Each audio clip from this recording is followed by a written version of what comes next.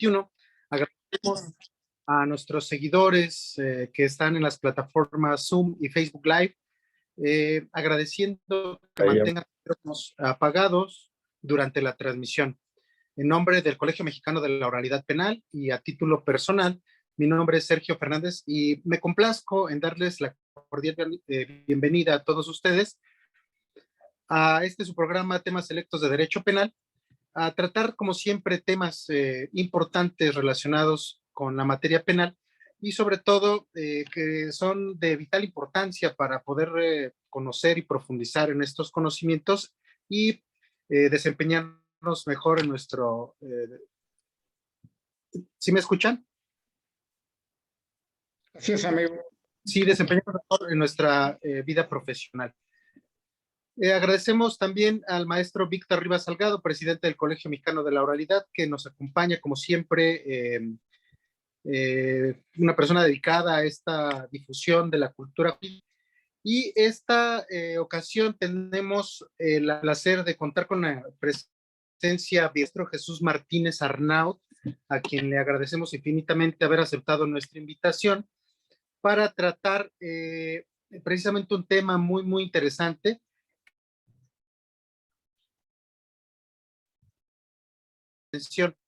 Y precisamente, maestro Víctor Rivas, si nos hace el placer de dar una introducción del currículum de nuestro invitado el día de hoy, se lo voy a agradecer. Con mucho gusto, maestro Sergio Fernández.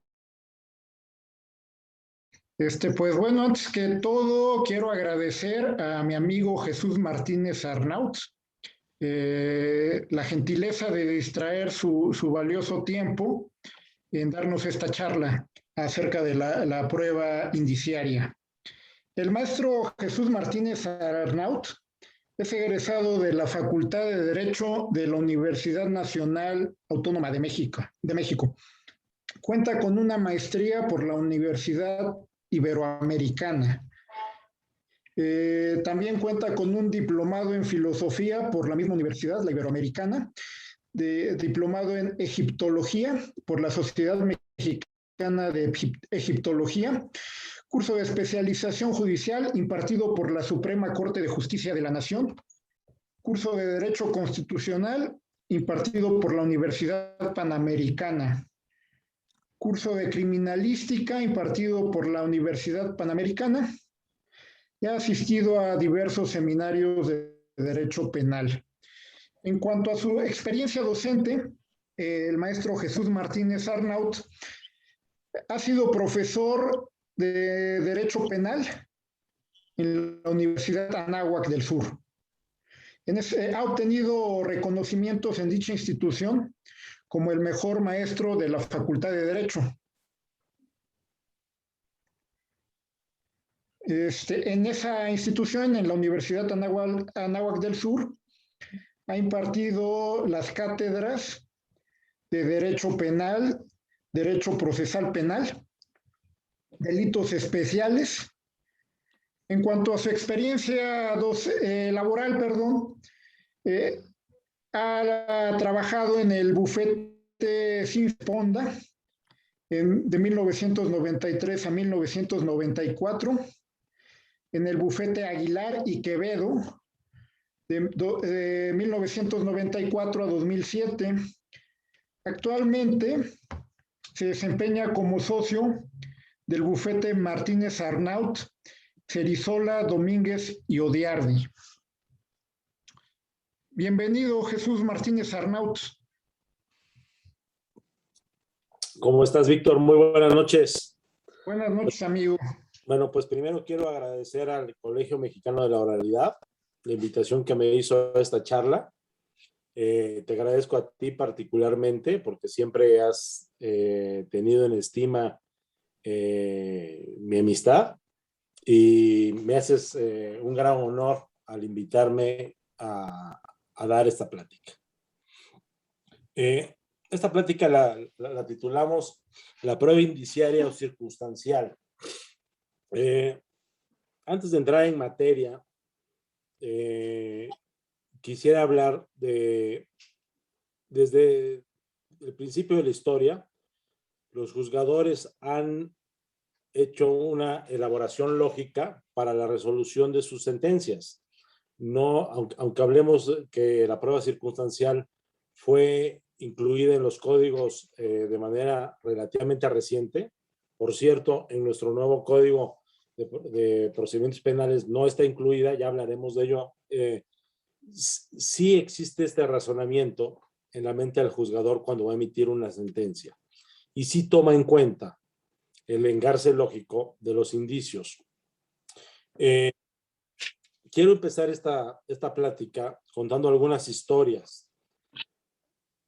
En el libro de los Reyes, en la Biblia, nos relatan la historia de Salomón, y que además Salomón es una figura icónica de sabiduría.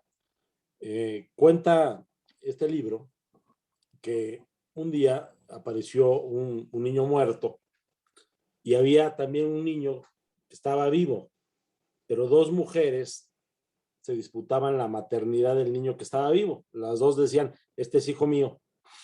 Entonces fueron ante el rey Salomón, y el rey Salomón, que tenía una sabiduría sin igual, le dijo a uno de sus ayudantes, oye, tráeme una espada. Voy a partir al niño en dos y le voy a dar la mitad del niño a una de las señoras que dice ser su madre y la otra mitad a la otra. Cuando oyeron esto las mujeres, una de ellas dijo, sí, a mí denme la mitad del niño porque este es mi hijo. Y la otra dijo, no, prefiero que el niño viva aunque se lo quede la otra señora. El rey Salomón hizo una inferencia lógica y dijo, seguramente la madre es la que quiere que el niño esté vivo aunque no se lo den a ella. Y tomó la decisión de darle a esta señora al niño.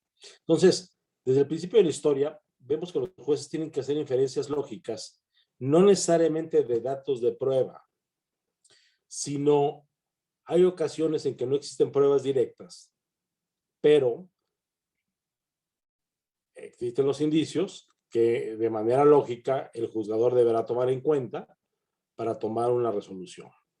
Ya veremos más adelante qué características tienen que tener estos indicios para formar parte de la llamada prueba indiciaria. Les voy a contar otra historia. Cuando yo era joven, me encantaba la lectura, y de mis primeras lecturas fue la obra de Arthur Conan Doyle, Sherlock Holmes, y como los que hemos leído las historias de Sherlock Holmes, pues este hombre tenía una capacidad de deducción impresionante. Entonces, cuando entraba alguien a consultarlo, él ya sabía mucho del visitante que lo venía a visitar. Decía, mira, por el barro que tienes en tus botas, seguramente vienes de tal región de Londres, porque ese tipo de barro solamente se encuentra en esa región. Y como veo que tienes más bronceado el lado derecho de la cara que el lado izquierdo, seguramente perteneces al ejército y estás en tal regimiento, porque los cañoneros de este ejército solamente tienen bronceada la mitad de la cara, etcétera, etcétera, ¿no? Pues desde joven me di cuenta lo interesante que era poder arribar a una conclusión derivado en estos indicios, que yo cuando era joven no sabía que se llamaban indicios, eran pistas. Más adelante, cuando yo estudié Derecho, pues en la escuela aprendí que las pistas realmente muchas se les llamaban indicios. Me acuerdo que cuando empecé a trabajar, me pasaron un expediente. Mi jefe me pasó un expediente para ver si yo podía deducir qué había sucedido. Porque me dijo que habían matado a un tío de él. Y leí el expediente y los hechos eran más o menos así.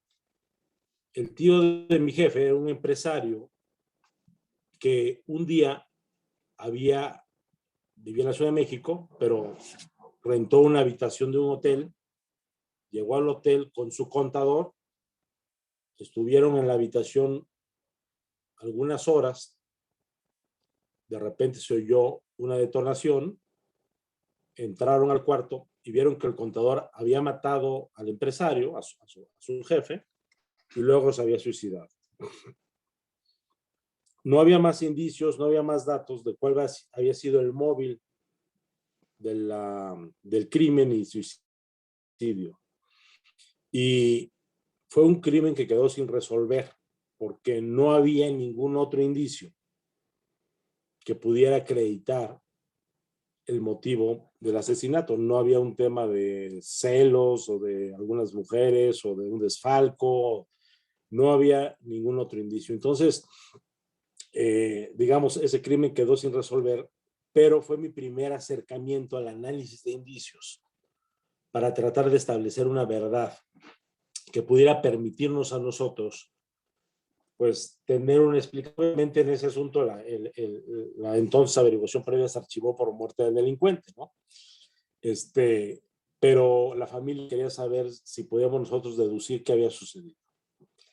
Otro día analicé otro expediente. Nosotros éramos abogados de una institución bancaria que tenía sus oficinas en Bosques de las Lomas. Y en un edificio estaba la casa de bolsa de la institución bancaria y en el edificio contiguo estaba la casa de cambio. Entonces un día entraron a robar a la casa de cambio. Entraron los ladrones, desarmaron a los guardias, apagaron las cámaras de seguridad y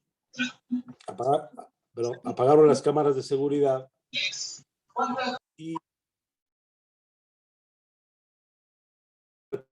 que por los nervios se les cerró la bóveda. Ellos estaban afuera, se cerró la bóveda y ya no pudieron robarse nada.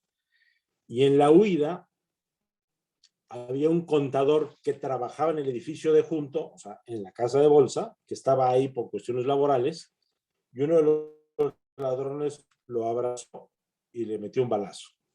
Entonces yo llegué al lugar de los hechos, se levantó el acta, el levantamiento de cadáver, etcétera, pero nadie se explicaba el por qué el ladrón había matado al contador, si no se había resistido.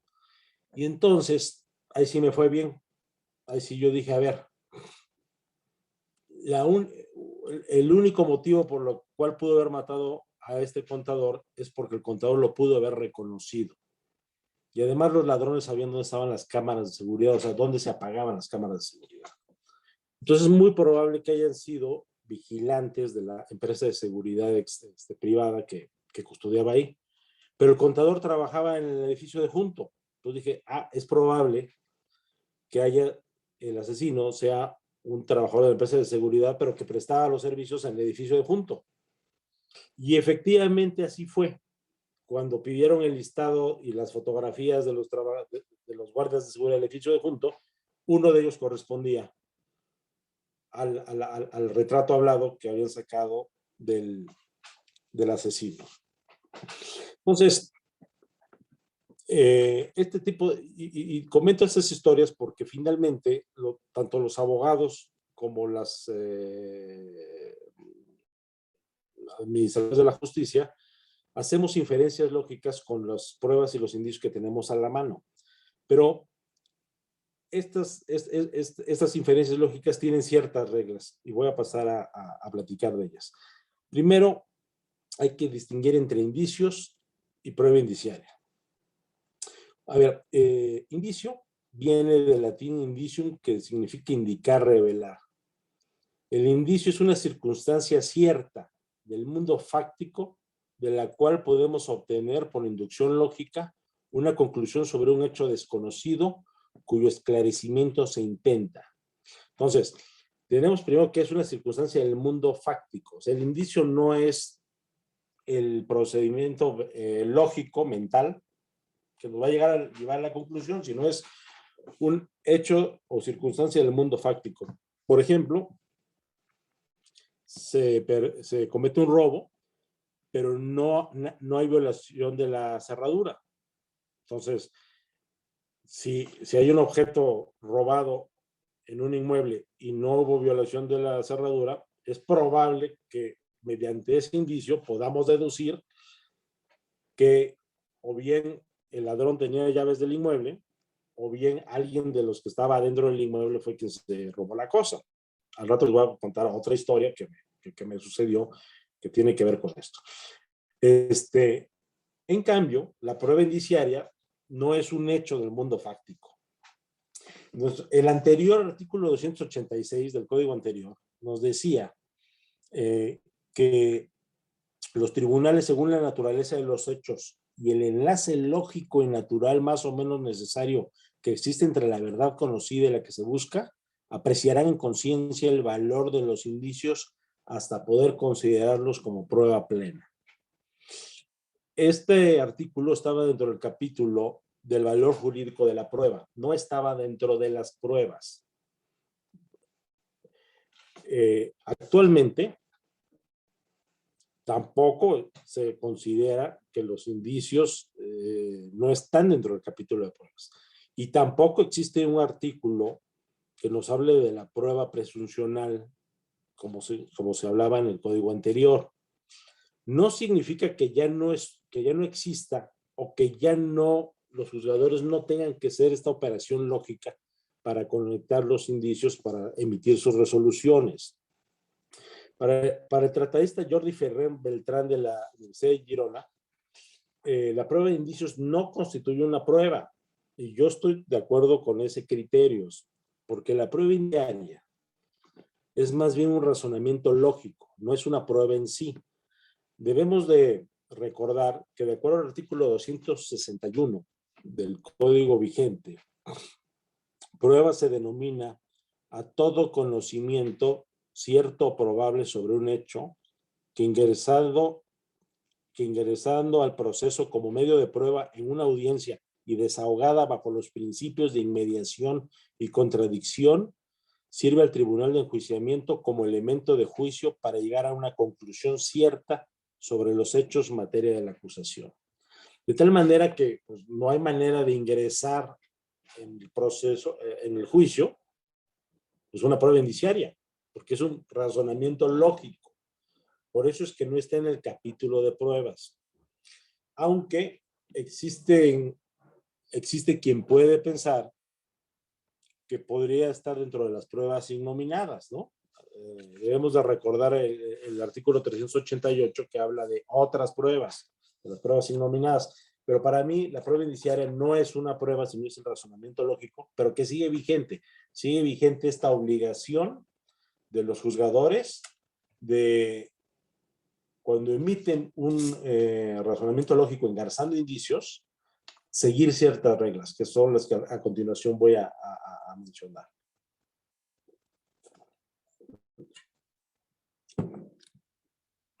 Veamos. Actualmente existe ya el principio de libre tasación de prueba. Según lo dispone el artículo 20 constitucional en su apartado A, fracción segunda, toda audiencia se desarrollará en presencia de un juez, sin que pueda delegar en ninguna persona el desahogo y la valoración de las pruebas, la cual deberá realizarse de manera libre y lógica. Entonces, no solamente este artículo nos habla de la libre valoración de pruebas, pero también nos dice que la valoración tiene que ser lógica. Entonces, tiene que haber este ejercicio argumentativo respetando las leyes de la lógica. Esto es a través de silogismos, de una premisa mayor, una premisa menor, desprender una conclusión. Esta es su obligación que los jueces aún tienen que observar. De tal manera que toda la jurisprudencia que existía para la prueba indiciaria, yo considero que debe seguir siendo aplicable y debe seguir siendo de observancia obligatoria. Veamos lo que dice, por ejemplo, un criterio de jurisprudencia. La facultad que la ley concede al juzgador para apreciar la prueba presuntiva no debe ejercitarse arbitrariamente, sino de manera mesurada, reflexiva y juiciosa, para que no exista la posibilidad de condenar a un inocente. De modo que el dicho de un testigo o los de los testigos de oídas no son bastantes para fundar la prueba presuntiva. Entonces, a pesar de que hay libre valoración de la prueba, la exigencia del 20 constitucional nos habla de que tiene que de que esta valoración tiene que ser lógica. Entonces, no vale que un juez haga una valoración absolutamente subjetiva y carente de los más elementales principios de lógica. Ahora, no todos los indicios per se constituyen una prueba. Hay indicios que se pueden observar o desprenderse de la existencia de una prueba. Por ejemplo, en el ejemplo anterior que di, ¿no? Una cerradura que no fue violada, por ejemplo, en un robo. Pues se va a desprender de una inspección ocular o de un peritaje en fotografía, ¿no? Entonces la prueba desahogada en juicio será la pericia en fotografía o la inspección ocular, y de ahí podemos desprender, al observar la fotografía, podemos desprender que no hubo violación de la cerradura, por ejemplo. Entonces, esto nos va a dar un indicio de algo. Pero hay otras pruebas que que sí pueden consistir, que nos pueden dar un indicio de manera directa. Por ejemplo, la prueba de radioisonato de sodio para ver para acreditar que alguien disparó un arma, ¿no? Esta prueba nos va a dar de manera clara la indicación casi certera de que alguien disparó un arma. Ya veremos si existen otros indicios para deducir que esa arma fue disparada en ejecución de un crimen. Porque como veremos, pues esto no siempre sucede así. Hay ocasiones que hay contraindicios y que no nos permiten asegurar que alguien que sale positivo de ese crimen. Los indicios deben de seguir los principios de la obtención de la prueba, ¿no? De los que habla el artículo 263 y 264, que nos dicen que la prueba debe ser lícita. Esto es con respeto a los derechos fundamentales. A ver, vamos a platicar ahora de cómo Maestro, se construye de manera... Sí. una pregunta. Fíjese que ahorita en esta charla introductoria que nos está dando, nos hace que formulemos diversas ideas. Y ahorita me estoy acordando precisamente de una obra muy interesante, ya clásica, de Reinald Rose, que todos conocemos mejor en el título español como 12 hombres en pugna. Y que yo creo que es un ejercicio muy interesante con eso que usted precisamente nos está narrando, porque advertimos que es un reto definitivamente hacer una discriminación de la información para ver cuál es la información de calidad que se va a ventilar en un procedimiento penal y que pues obviamente en juicio va a tener esa importancia para poder primero verificar quizás la legalidad o quizás la regularidad o conforme a las reglas que establece el ordenamiento procesal, o en su caso, porque también ha pasado, eh, quizás el planteamiento de la prueba se aleja, ¿sí?, de lo que se pretendía en un momento, ¿no?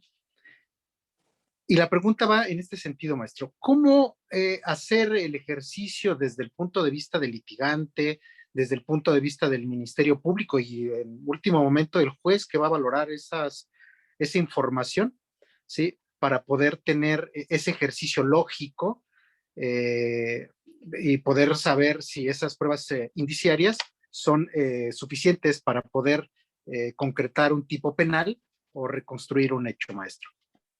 Sí, bueno, no, sí conozco la obra, pero no la he visto.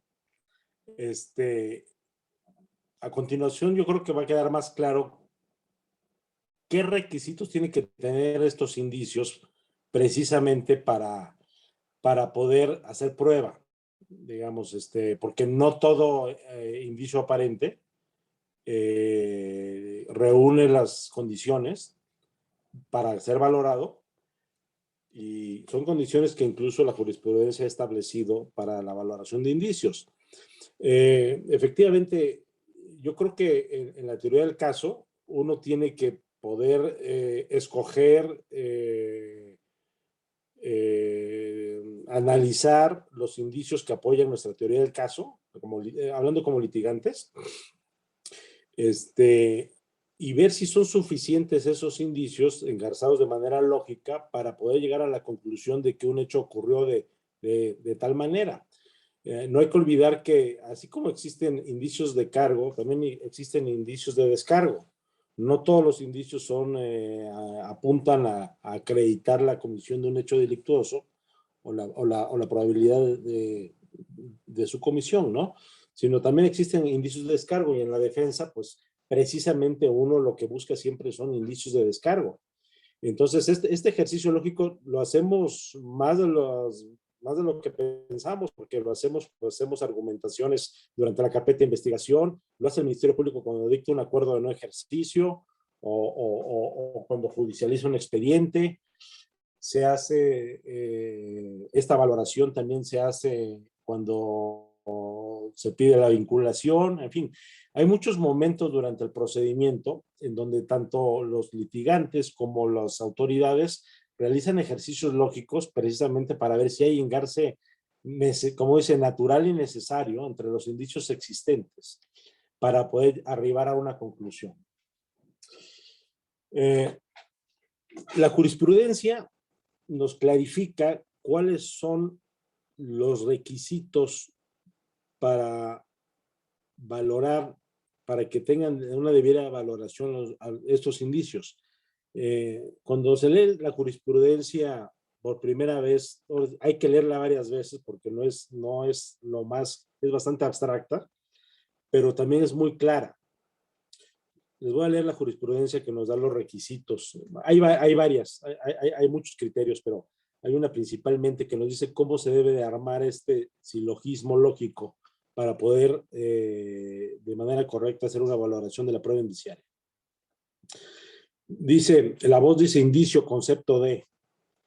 El indicio es una circunstancia cierta de la que se puede sacar por inducción lógica una conclusión acerca de la existencia o inexistencia de un hecho a probar. Por tanto, la convicción indiciaria se basa en un silogismo. Aquí ya nos va a dar algunos elementos, en donde la premisa mayor, abstracta y problemática, se funde en la experiencia o en el sentido común. La premisa menor, concreta y cierta, se apoya o constituye la comprobación del hecho. Y la conclusión, sacada de la referencia de la premisa menor a la premisa mayor. El indicio, por consiguiente, se diferencia de la presunción en que el dato genérico y probable agrega el dato específico y cierto a lo abstracto. A lo abstracto. A lo abstracto une lo concreto. De lo que antecede ya se desprende sin dificultad que requisito primordial de la prueba indiciaria es la certeza de la circunstancia indiciante, o sea, que el indicio presupone necesariamente la demostración de circunstancias indispensables por las que se arguye indirecta, pero lógicamente el hecho que hay que probar mediante un proceso deductivo con la misma certeza que da la prueba directa. Está bastante enredada esta jurisprudencia, pero cuando se analiza de manera detallada, lo que nos dice es que para la valoración de la prueba indiciaria se requiere una premisa mayor. La premisa mayor, es el hecho concreto, cierto e irrefutable. Por ejemplo, en un homicidio, la existencia de un muerto y la identidad de su autor material, ¿no? Eso, digamos, es un hecho, en un caso concreto, sería un hecho no discutible. Vamos a poner, hay un muerto, está identificado, agarran al autor material, entonces estamos de acuerdo quién es el autor material, estamos de acuerdo quién es el muerto, la defensa, el Ministerio Público, todos estamos de acuerdo.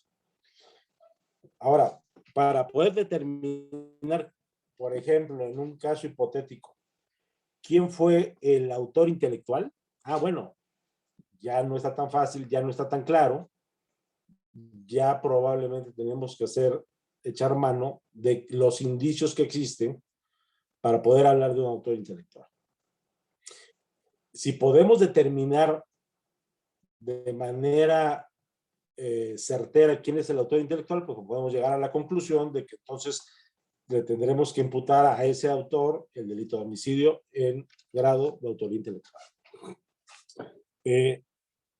Les cuento algo que no es indiscreción porque ya es histórico y ya pasó hace muchos años. Yo participé en la última parte de la defensa de Raúl Salinas de Gortari cuando le atribuyeron el homicidio de José Francisco Ruiz Massieu.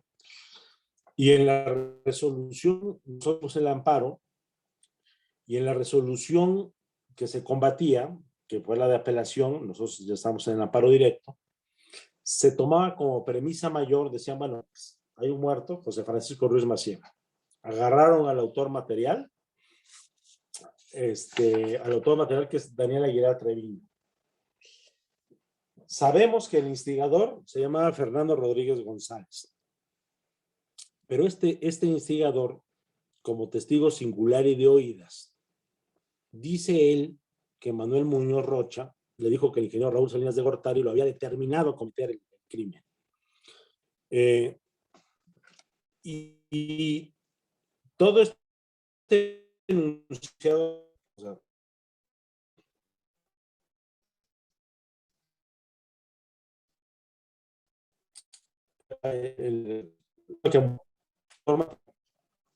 el autor, testigos oídas, diciendo que había habido, como Raúl Salinas de Gortari, el Tribunal Unitario lo tomó como la premisa mayor, como el hecho irrefutable. Entonces, ahí había un error lógico, porque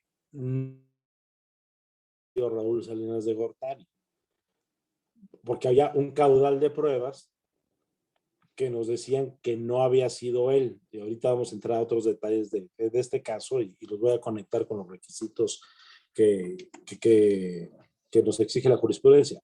En primer lugar, Fernando Rodríguez González era un testigo singular y de oídas. Y como todos recordamos, no se le daba valor probatorio al testigo singular y de oídas. Entonces, es un error de lógica el poder tomar como premisa mayor, como hecho irrefutable, el dicho de un testigo de oídas. Entonces, fíjense, aunque suena muy árida la jurisprudencia que acabo de leer, y uno dice, oye, pero si yo estudié Derecho, no Filosofía, para clases de lógica, ¿por qué me meten conceptos de lógica en una jurisprudencia?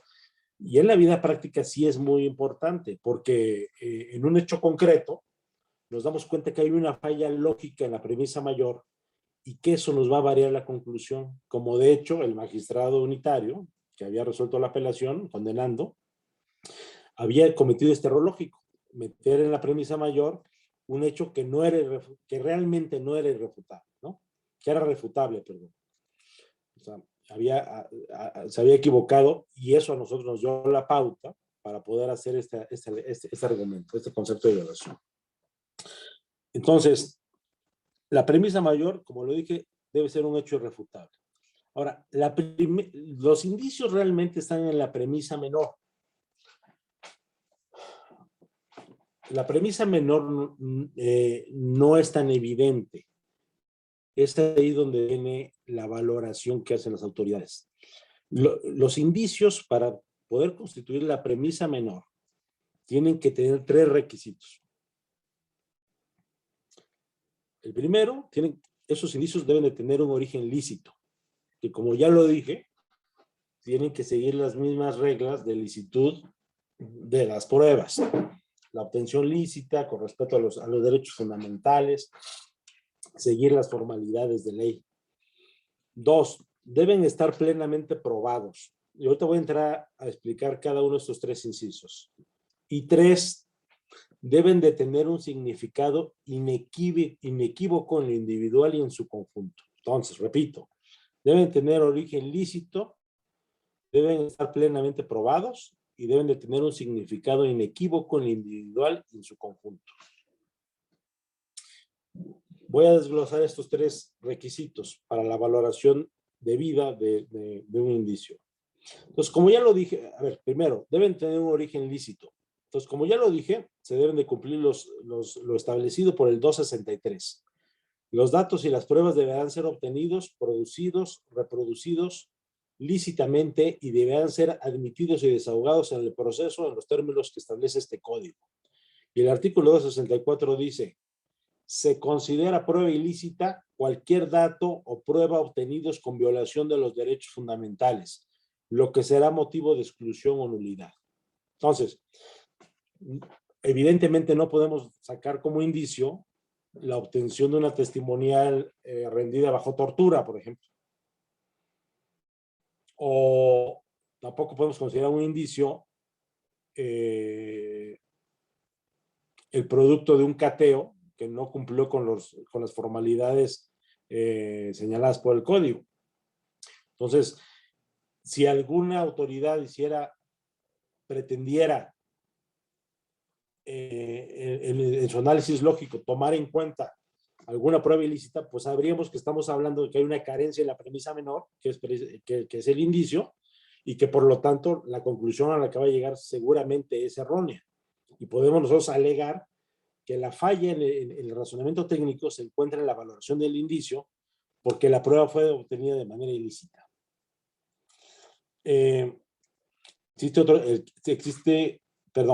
Paso al segundo requisito. Deben estar plenamente probados los indicios. Pues evidentemente, cada indicio que sirva para realizar el razonamiento lógico debe estar plenamente probado.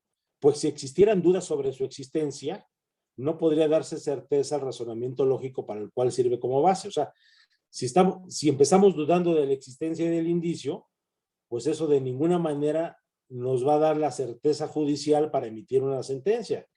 Hay que recordar que para emitir una sentencia condenatoria, pues debe estar comprobado más allá de cualquier duda la responsabilidad del autor. Entonces, no podemos tener dudas sobre la existencia del indicio que va a servir como base para una sentencia condenatoria, ¿no? Como es el caso, ¿no? Un testigo de oídas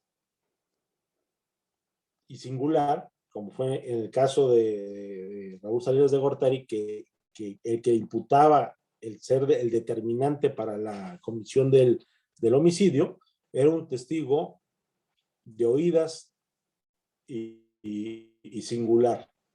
Además que se acreditó que este testigo había recibido 500,000 pesos por parte de la entonces Procuraduría previamente a cambiar su testimonio. Él rindió 3 declaraciones. En las primeras 2 no habla de Raúl Salinas de Gortari hasta recibe el depósito de 500,000 pesos en su cuenta y cambia su declaración, ¿no? Entonces ya hay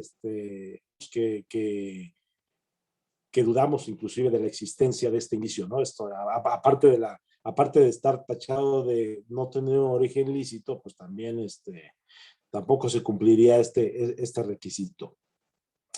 Al respecto existe un criterio que habla de la apreciación de la prueba presuncional. Dice: para la apreciación de prueba de presunciones se debe observar, por un lado, que se encuentren probados los hechos de los cuales se derivan las presuncionales, y por otro, que existe un enlace más o menos necesario entre la verdad conocida y la que se busca.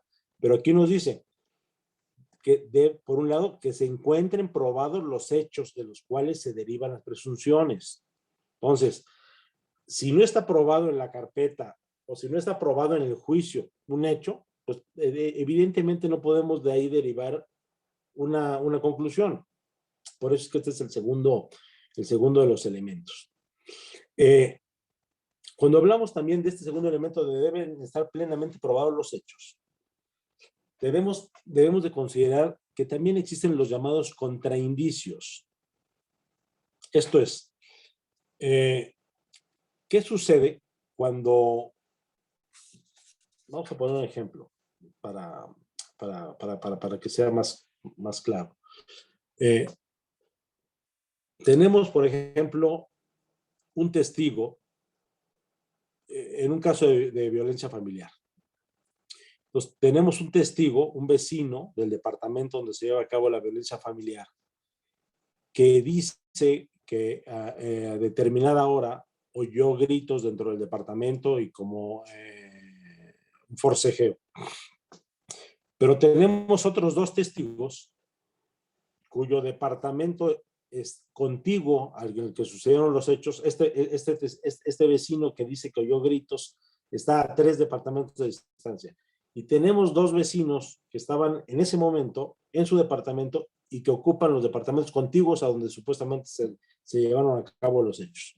Y estos 2 vecinos dicen que no oyeron nada.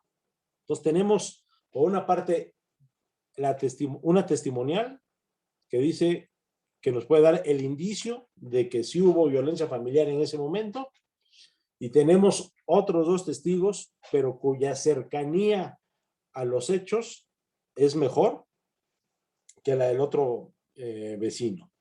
Entonces, tenemos por una parte indicios y contraindicios. Entonces, la autoridad tiene que valorar varias cosas. Tiene que valorar primero si estos indicios o contraindicios encuentran soporte con alguna prueba, una pericial médica, una pericial psicológica, o no encuentran soporte con ninguna otra prueba, porque entonces es dichos de un vecino contra dichos del otro. Entonces, difícilmente se puede obtener una sentencia condenatoria o cuando existen indicios y contraindicios del mismo nivel. Ahora, podríamos decir, bueno, no son del mismo nivel, porque el vecino que oyó el forcejeo se encuentra a 3 departamentos de donde ocurrieron los hechos y en cambio los otros están más próximos. No, efectivamente, probablemente estos contraindicios sean más fuertes, o sea, lógicamente, si los analizamos, tengan mayor validez al testigo singular que dice que oyó algún forcejeo, porque probablemente lo que él oyó sucedió en diverso departamento. Entonces, tenemos que ver que no existan contraindicios que tumben este indicio. Casos es de descargo.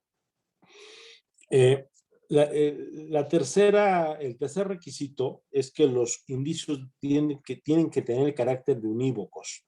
Esto es, me baso también en un criterio jurisprudencial.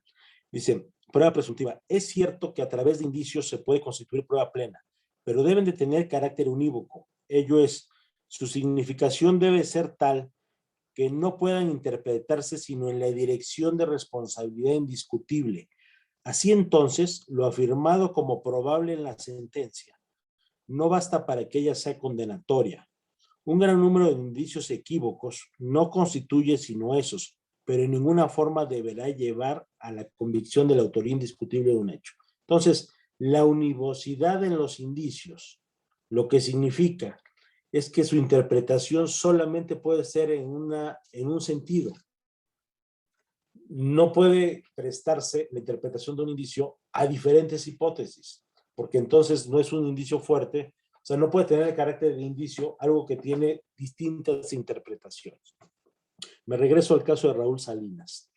Por ejemplo, recuerdo que el juez que condenó a Raúl Salinas hizo hincapié en que después del homicidio, el diputado Manuel Muñoz Rocha llamó al domicilio a Raúl Salinas en 2 ocasiones. Entonces el juez se aventó la puntada de decir, bueno, seguramente le habló para decirle que ya estaba hecho el trabajo, etcétera, ¿no? Ya había cumplido con lo ordenado. Pero nadie escuchó el contenido de esas llamadas. No existe ninguna prueba de que esas llamadas hayan sido contestadas por el ingeniero Raúl Salinas, ¿no? Sino simplemente estaba, digamos, la sábana de las llamadas. Esas llamadas pudieron haber sido para decirle, oye, ingeniero, me enteré que acaban de matar a su cuñado, o le estoy hablando para comentarle tal cosa. De tal manera que la existencia de esas llamadas como indicio no tenían una interpretación unívoca, porque esas llamadas pudieron haber sido para cualquier cosa, no solamente para informar ya con los órdenes o para saludarlo o para contarle el chisme de que acaban de matar a su cuñado. De tal manera que ese indicio no era unívoco, era equívoco porque tenía varias interpretaciones. Entonces se hizo la argumentación en ese sentido. que carecía el indicio, carecía del tercer elemento establecido por la jurisprudencia. Les voy a contar otro caso bastante menos importante, que por suerte no llegó ni a los tribunales ni nada. Un día estábamos en mi despacho, me dijo mi secretaria, oye, licenciado, fíjese que mi hijo se robó un estéreo y quiero que usted lo defienda, es menor de edad, entonces, pues quiero que vea su caso. Entonces, yo llevé el caso del hijo de la secretaria y logré exonerarlo. Varios días después me dice la secretaria, oye, licenciado, pues fíjese que mi hijo pues ya la libró, pero pues quiero que usted hable con él para que lo regañe, porque pues no tiene papá y yo quiero que usted le diga que no ande metido en esas cosas, etcétera. Entonces va el muchacho a mi despacho. Yo tenía 3 secretarias. En ese momento estaban 2 de mis socios, 2 pasantes y las 3 secretarias. Y resulta que uno de mis socios dejó 25,000 pesos arriba de un escritorio. Y durante el tiempo en que estuvo el muchacho en el despacho, se perdieron los 25,000 pesos.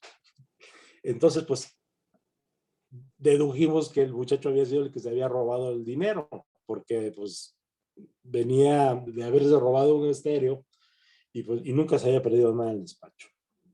Total que la mamá lo revisó, no le encontró nada y pues ya, perdimos el dinero.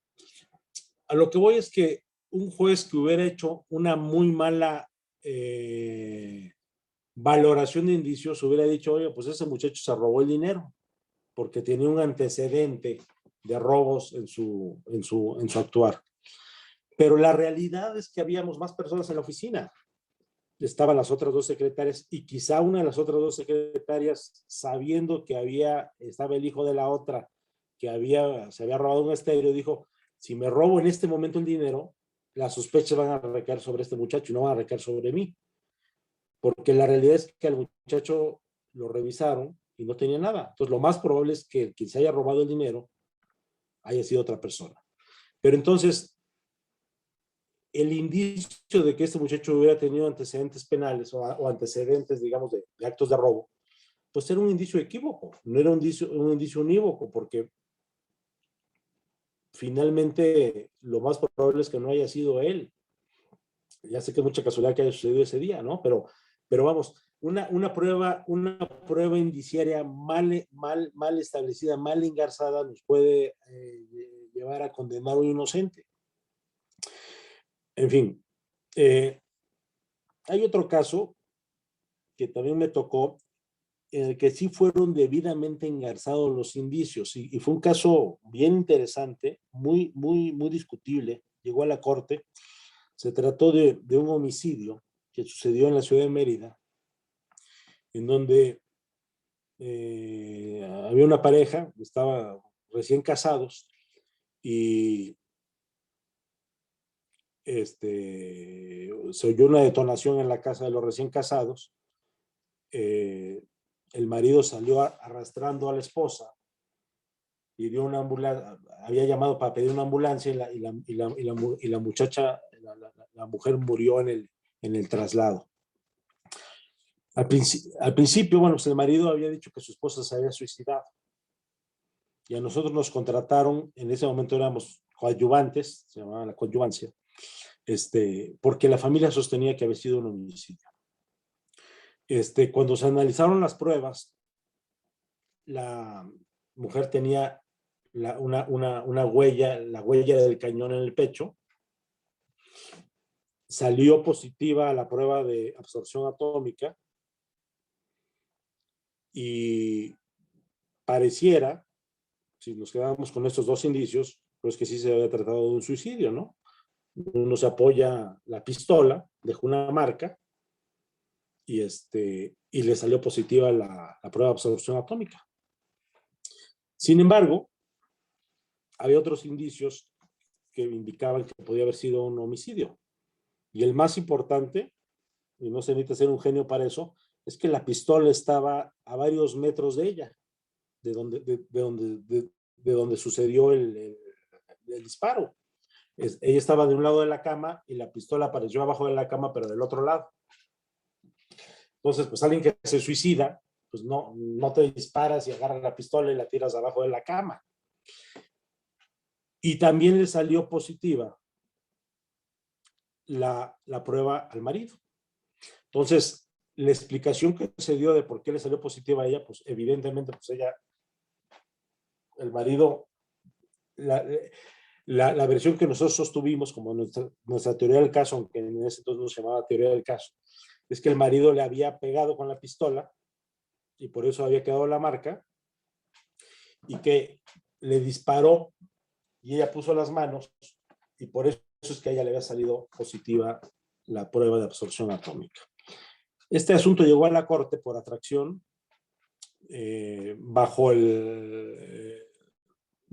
la causal de que era un asunto de gran relevancia social en su momento, y entonces la corte le atrajo del colegiado, atrajo este caso, y al final condenó por mayoría de votos al marido como un homicidio. Pero hizo una muy bonita sentencia, precisamente engarzando la prueba circunstancial de todos los indicios que de manera lógica y natural acreditaban que se trataba de un homicidio y no de un suicidio. Ya por la hora, bueno, finalmente voy a tocar un tema. ¿Qué hacemos con la prueba circunstancial o con este razonamiento lógico? ¿O cuál es la exigencia que pensamos que debe de tener para el auto de vinculación? Porque, para una sentencia, pues yo creo que sin duda debemos de cumplir con estos requisitos formales. Perdón, puse la alarma para que me dé cuenta de la hora. Debemos de cumplir con estos requisitos formales para una debida. Es para el dictado de un auto de vinculación, ¿qué grado de exigencia tiene el juez en la valoración de los indicios? O sea, también tendrá que cumplir con el requisito de univocidad, que no haya contraindicios.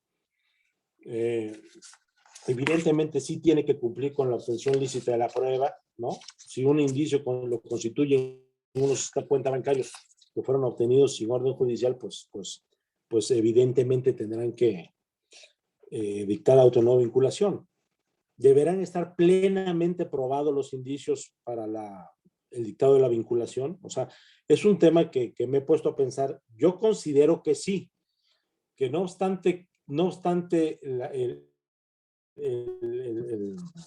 la exigencia probatoria es muchísimo menor para el dictado de auto de vinculación que para una sentencia.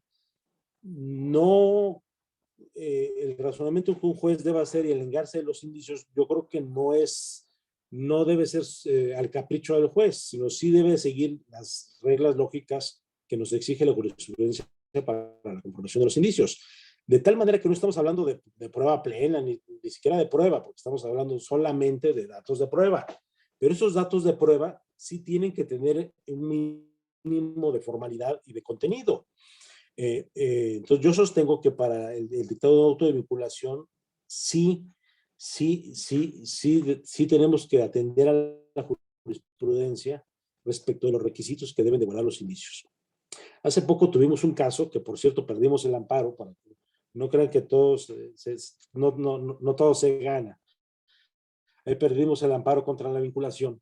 El caso de nosotros defendemos actualmente a una mujer acusada de despojo, que se metió a vivir en una casa en la Condesa, y efectivamente no es su casa, y lleva 15 años viviendo ahí, pero el propietario de la casa, por una extraña razón, nunca reclamó la propiedad de la casa o inició un juicio civil, sino que pasaron 15 años y un día se presenta en la fiscalía y denuncia el despojo y se inventa que esta mujer se acaba de meter de manera furtiva a su casa, cuando realmente esa mujer tiene ocupando más de 10 años. ¿Y por qué inventa que se acaba de meter? Por un tema de prescripción. Nosotros exhibimos ante el juez de control, exhibimos recibos de Cablevisión, de Sky, bancarios y de servicios, donde ella había pagado estos servicios por más de 10 años a su nombre. Presentamos un testigo que decía que efectivamente la señora estaba en esa casa desde hace 10 años. Y la parte acusadora presentó 2 testigos que decían que la señora se acababa de meter. Y el juez, en su resolución, consideró que se encontraba, que había datos suficientes para acreditar que la señora se acababa de meter a la casa. De tal manera que nuestros indicios, más bien los indicios del juez, contaban con fuertes contraindicios, como eran los recibos de servicios y el testigo que presentamos, pero no obstante ello, pues él dijo que para él le creía a los testigos de la acusación y que sí, la señora se acababa de meter. Nos fuimos al amparo y el Tribunal de Amparo confirmó la resolución de autovinculación. Entonces, a mí se me hizo un exceso, a pesar de que la exigencia probatoria es menor. Yo creo que ahí debió haber dictado auto de no vinculación porque había contraindicios y datos de prueba que acreditaban la posesión de la casa desde hacía más de 10 años y por lo tanto se acreditaba la existencia de la causa de extinción de la acción penal por prescripción. En fin, es un tema discutible. ¿Qué tantos requisitos deben reunir los indicios para ser considerados como tales o no? Más bien, para poder llegar a conformar la prueba indiciaria para el dictado de un auto de vinculación. Entonces, bueno, pues estas dudas se las dejo. Yo me quedo con la duda, porque ya traigo una resolución en contra, pero es un dato bastante interesante. Pues ya creo que ya llegamos al final de esta charla. Perdón tantas historias y tal, pero pues bueno, no es una conferencia formal, es una charla de amigos, y que muchas veces sirven para ilustrar más un tema que a veces puede parecer muy árido, que es la prueba indiciaria, porque es lógica pura, pero creo que muchas veces los ejemplos ayudan para entender mejor los conceptos. No sé si Víctor, ¿tienes alguna duda, alguna observación? Sergio. Muchas gracias, maestro Jesús Martínez Arnaut. Creo que su charla no solamente resulta ser ilustrativa, sino esas anécdotas, hasta me acordé, ¿sabe de qué? De este caso de la señora Cetina y de la osamenta del encanto, cuando estábamos hablando de la licitud, dijo, híjoles, ya se me había olvidado esa parte de esa historia, ¿no? Pero que evidentemente de alguna manera tenemos que tener presentes para, a través de los ejemplos, podamos entender cuál es la dinámica y los ejercicios lógicos que debemos de desarrollar, ya sea como abogados defensores, tal vez como asesores jurídicos, en su caso el Ministerio Público también tiene que hacer un ejercicio para, en su caso, verificar si existen o no registros de investigación, datos de prueba suficientes para poder sustentar una imputación o solicitar una vinculación al proceso o ver cuál es su estrategia para un juicio. Evidentemente hay muchos temas relacionados que incluso nos darían oportunidad de seguir charlando sobre los mismos y yo creo que ir profundizando poco a poco para poder ir de alguna manera acentuando algunos conceptos que ya tenemos y otros quizás ponerlos en la mesa de debate, debido a que, como usted bien lo dice, hay ciertos conceptos que dependen de otros criterios, ¿no? Y que a final de cuentas tendrá que resolverse en un momento dado en un juicio. Pues tema, perdón, nada más finalmente digo, es un tema extraño porque ya no se establece la prueba indiciaria, ya no se habla de indicios, no existen criterios jurisprudenciales que yo haya encontrado en el nuevo sistema respecto a este tema, pero es algo que se sigue dando, o sea, estas inferencias lógicas que necesariamente tiene que hacer el juzgador respecto de datos de prueba, pues por supuesto que se siguen dando y por supuesto que tienes que seguir ciertas reglas. Así es. Adelante, maestro Víctor Rivas. No, pues muy interesante charla, amigo. Yo creo que los ejemplos nos hacen la clase más amena y nos explican con mayor claridad tus posiciones. No me queda más que agradecerte, amigo, por habernos brindado este tiempo con esta interesante charla. Muchas gracias. Muchas gracias a todos y buenas noches. Muchas gracias a todo nuestro auditorio por acompañarnos esta noche lluviosa, a nuestro distinguido invitado, maestro Jesús Martínez Arnaut, y por supuesto a nuestro anfitrión que siempre nos hace la cordial invitación a promover estos temas de difusión de la cultura jurídica, especialmente en materia penal. Y esperamos, por supuesto, que en la próxima semana nos puedan seguir en la transmisión de temas selectos de derecho penal. Y no nos queda más que desearles que pasen una excelente noche. Cuídense mucho y nos vemos la próxima.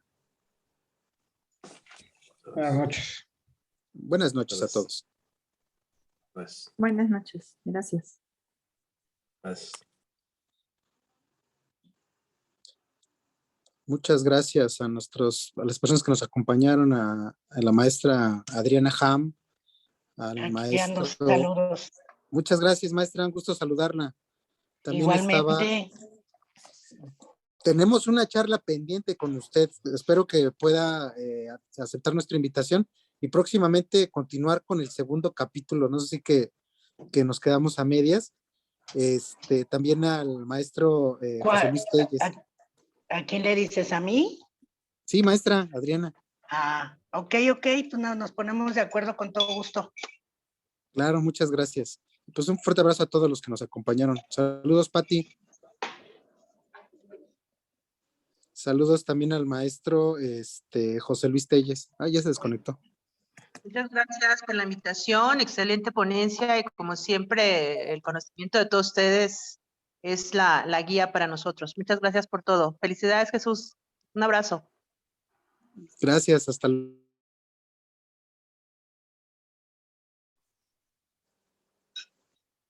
Cuídense mucho, estamos en contacto. Gracias. Hasta luego. Bye, Vic. Adiós, Adrián.